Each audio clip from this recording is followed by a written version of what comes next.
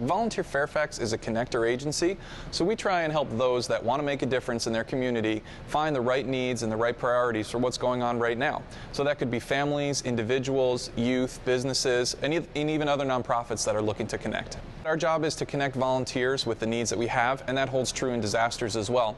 So if Fairfax County decides that we can put volunteers to work, then that's what we'll do in a disaster. We'll take that community spirit, harness it, and put it towards the future recovery of the county. We try and make sure that everybody has a group that they can be associated with before a disaster. We want you to affiliate with the group and train there, so all we need to do is call that one group coordinator and we can put the whole entire network to work. In our situation, we will put volunteers who come out of the woodwork, those that just want to help out.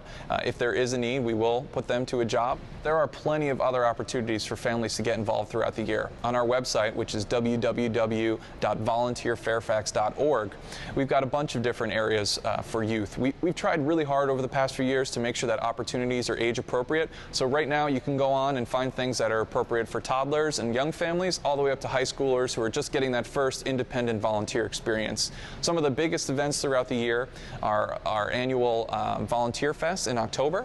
We also do Give Together, a family volunteer day on MLK Day every year in January. And then we have Global Youth Service Day in April.